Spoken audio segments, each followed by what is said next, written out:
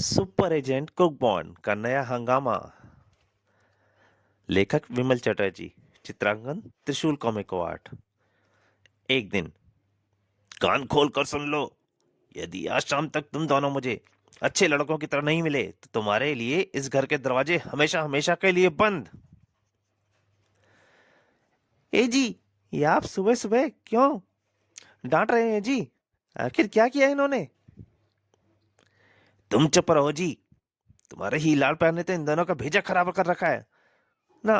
दोनों पढ़ते हैं ना, कोई अच्छा सा काम काज ही करते हैं।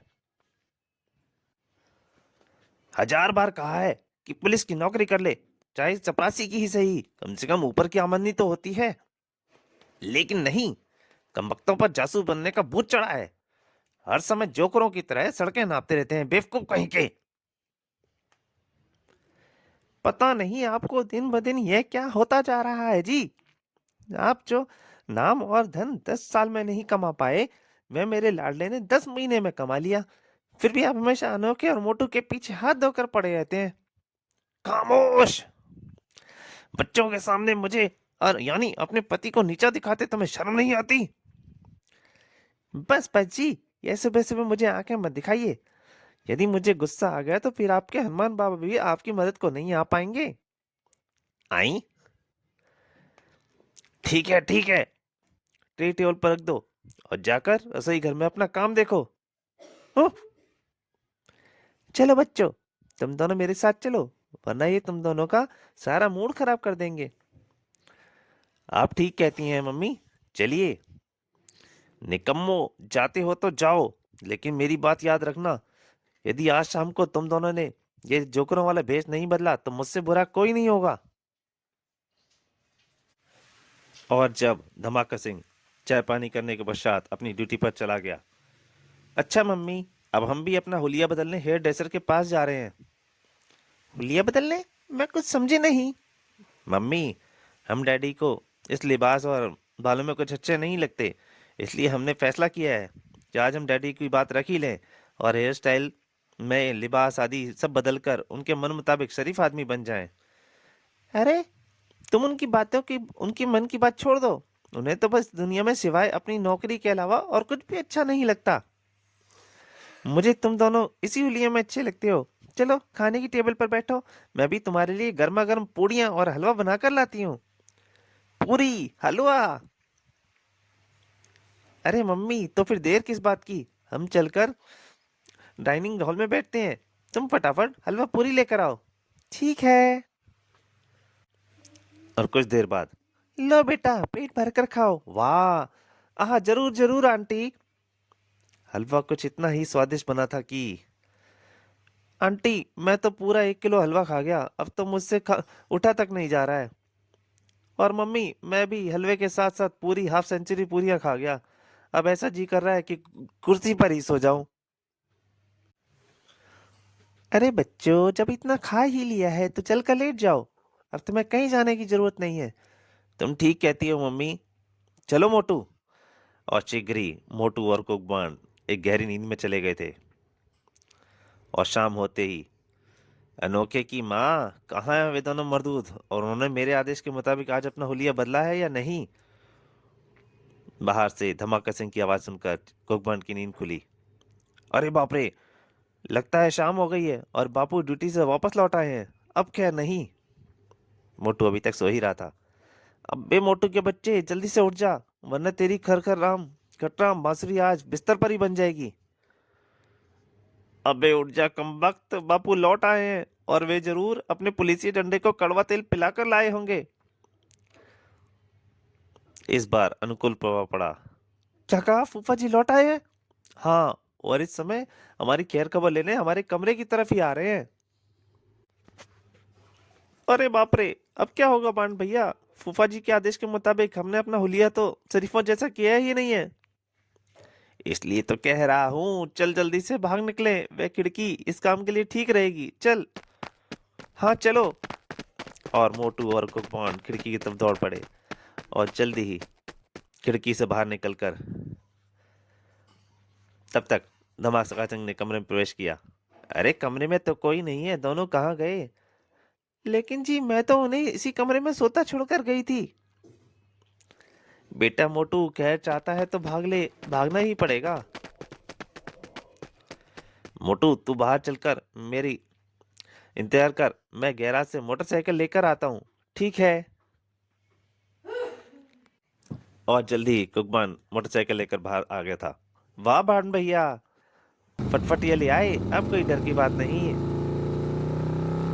जल्दी मत मैटू, पप्पू इधर ही आ रहे हैं, उन्होंने फटफटी की आवाज सुन ली है। हे राम, अभी बैठा। और मोटू के पीछे बैठते ही कुकमान ने मोटरसाइकिल दौड़ा दी।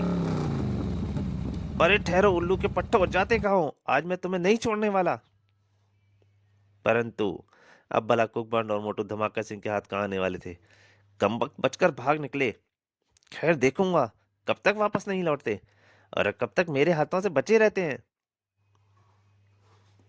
उधर कुछ ही देर बाद कुकमांड ने अपनी फटफटिया एक सैलून के सामने रोकी। अरे मोटू, तुम चलकर कटिंग कराओ, मैं तब तक बाजार से अपने और तुम्हारे लिए कुछ कपड़े व अन्य जरूरी चीजें खरीद कर लाता हूँ। ओके बॉन्ड भैया।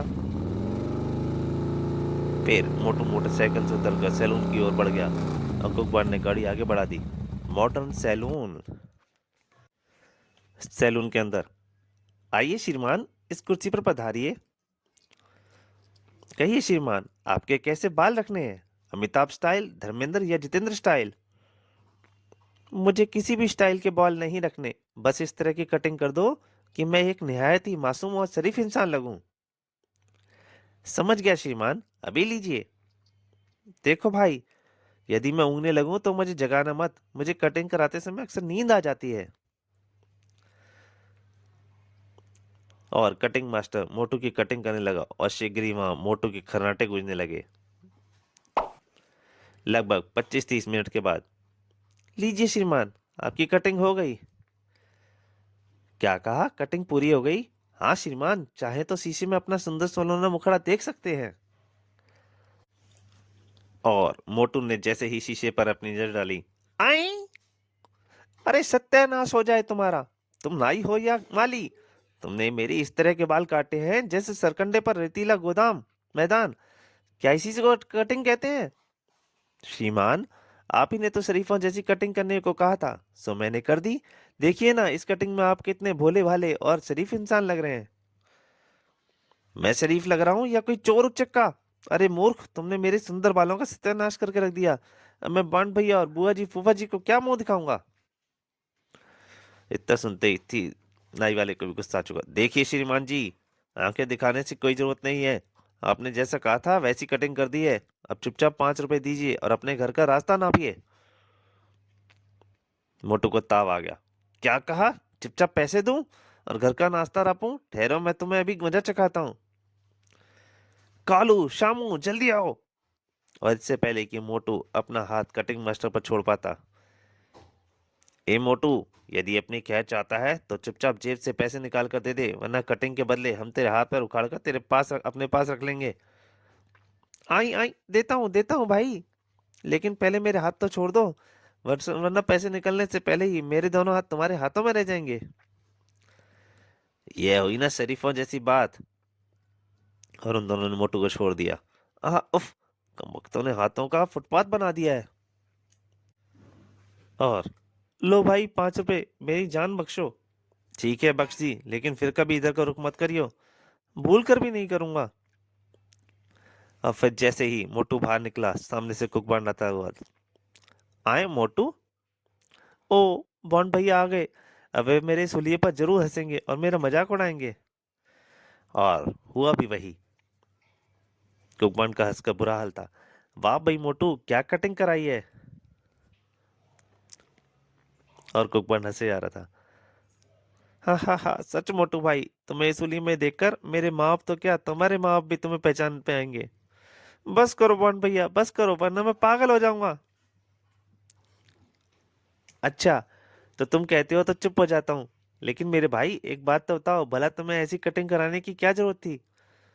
मैंने नहीं कराई, बल्कि इस सैलून के मूर्ख नाई ने मेरी सोते सोते में यह गत कर दी। और फिर मोटू ने कुकबान को सारी बात बता दी। सबको सुनकर, खैर, जो हुआ सो हुआ, कोई और ना सही, परंतु डैडी तुम्हें इस रूप में देखकर अवश्य प्रसन्न उठेंगे। आओ अब चलें। लेकिन क्या इस सैलून के गुंडों ने मेरा जो अपमान किया उसका बदला नहीं लोगे? कमबख्तों ने जबरदस्ती मुझसे पैसे ऐंठ लिए।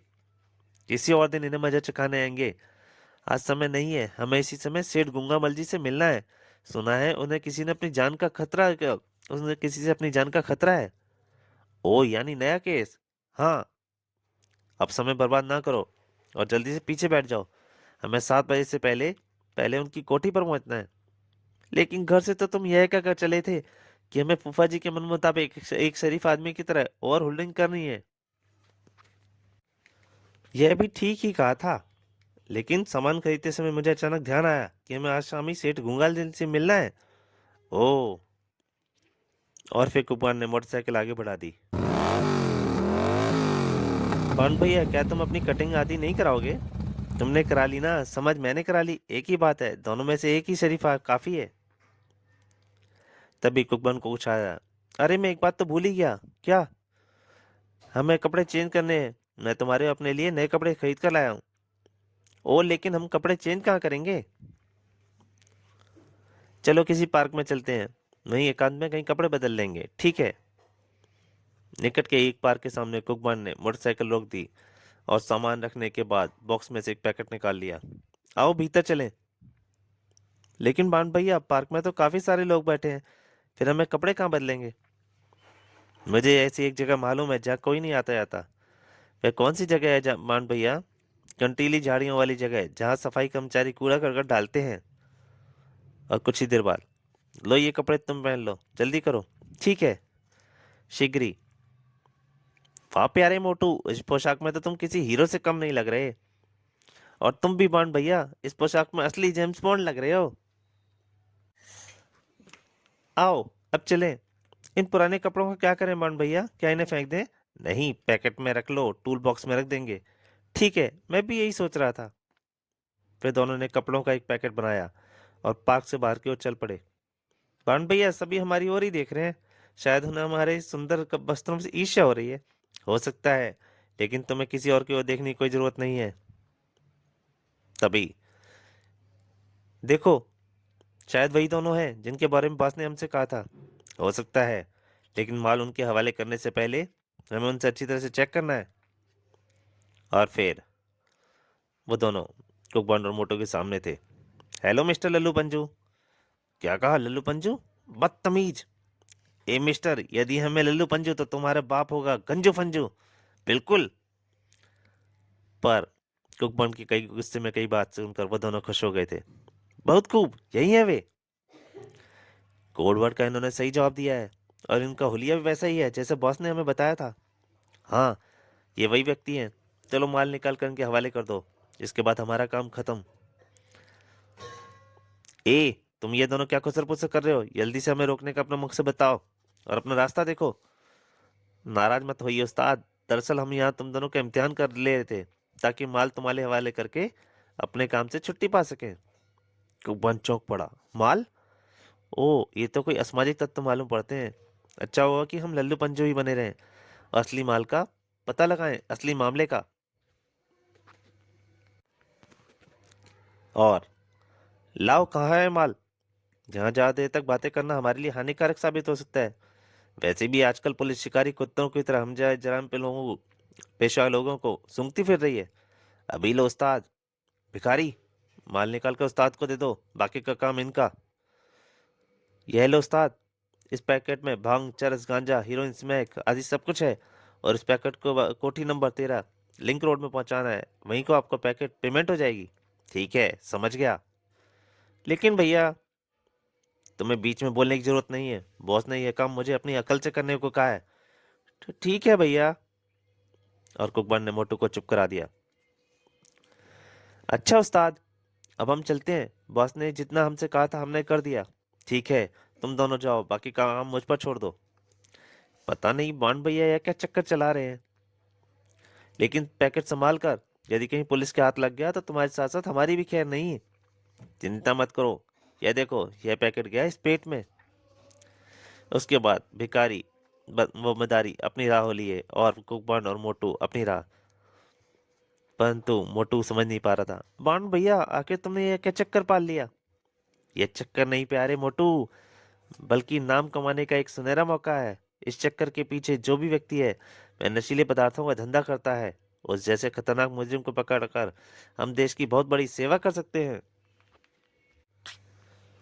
और तुम देखना मैं किस तरह इस धंधे में लिप्त तमाम लोगों को जेल की सलाखों के पीछे पहुंचाता हूँ। मदारी व भिखारी से लेकर उनके बॉस तक, और वो भी जो भी बांस नशीले दवे लेकर दूसरे को बेचते हैं, कोई भी मेरे हाथों से नहीं बचेगा। यदि ऐसी बात है तो बॉन्ड भैया, तुमने उन भिखारी मदारी को छोड़ क्यों दिया? उनके द्वारा तो हम आसानी से उनके बॉस तक पहुंच सकते थे। मुझे विश्वास है कि वे दोनों अपने बॉस का अता पता नहीं जानते होंगे। यदि वे बॉस के खास आदमी होते तो बॉस ये काम सीधे उन्हीं से करा लेता। किसी तीसरे आदमी को इस बीच में लेने की कोशिश ही नहीं करता। यदि हम अभी इसी समय उन पर हाथ डाल देते तो बॉस वो अन्य लोग सतर्क हो जाते और हमारा कार्य अधूरा रह जाता। हाँ, यह बात तो है। चलो, अब कपड़े के पैकेट को बॉक्स में पीछे डालो और पीछे बैठ जाओ। ओके बॉन्ड भैया। और फिर शीघ्र ही, हा हा हा, देखा मोटू भाई, कैसा विचित्र संयोग हुआ ना, कि हम ऐसे कपड़े पहनते, ना हम ऐसी कटिंग कराते, ना मदारी और भिखारी हमें अपने बॉस का आदमी समझते, और ना हमें एक अपराधी का पता चलता। तुम ठीक कहते हो बॉन्ड भैया, लेकिन अब हम चल कहाँ रहे हैं? लिंक रोड, कोठी नंबर 13, जहां में नशीले पदार्थों का पैकेट सप्लाई करने के लिए कहा गया है। सबसे पहले हम उसी को पकड़ेंगे। तो क्या सेठ गंगामल जी से मिलने का विचार तुमने त्याग दिया है? नहीं, उनकी कोठी भी लिंक रोड पर ही है, मौका पाकर उनसे भी मिल लेंगे। बांड भैया, क्यों ना कोठी नंबर 13 में प्रवेश होने से पहले हम पुलिस को भी फोन कर दें, कोई अड़चन आएगी तो पुलिस संभाल लेगी। वाह प्यारे मोटू, जिंदगी में पहली बार की है तूने अक्लमंदी की बात। वास्तव में अब तू भी मनमोजी की तरह बुद्धिमान होते आ रहा है। यानी एक कुत्ते की तरह? सत्यानाश, भला तारीफ करने का यह भी कोई तरीका है? और कुकबन हंस पड़ा, हा हा हा हा। कुछ ही देर बाद कुकबन ने मोटरसाइकिल एक पब्लिक टेलीफोन बूथ पर रोकी और, hello Ramnagar police station, uncle पटाखा सिंह जी, यह मैं हूँ कुकबॉन, चेला ऑफ जेम्स बॉन्ड। अरे ये तुम हो? कहो क्या बात है? अंकल, यदि आपको नशीले पदार्थों का धंधा करने वाले गिरोह को पकड़ना है तो तुरंत लिंक रोड स्थित कोठी नंबर 13 पर पुलिस के दल के साथ पहुंच जाइए। मैं भी आपको वहीं मिलूंगा। हेलो कुकबान, तुम कहाँ से बोल रहे हो? और तुम्हें यह कैसे मालूम हुआ कि कोठी नंबर 13 में नशीले पदार्थों के तस्कर सक्रिय हैं? Hello hello. लेकिन कुकबान आगे कुछ नहीं बोला और रिसीवर रखकर बूथ से बाहर निकल आया। मैंने अंकल पटाखा सिंह को फोन कर दिया है। मुझे विश्वास है कि डैडी के साथ वे जल्दी ही यहाँ पहुंच जाएंगे। फिर तो हमें देर ना करके तुरंत लिंक रोड पहुंचना चाहिए। ठीक कहते हो, चलो। अगले ही पल कुकबंद की मोटरसाइकिल लिंक रोड की ओर दौड़ी जा रही थी।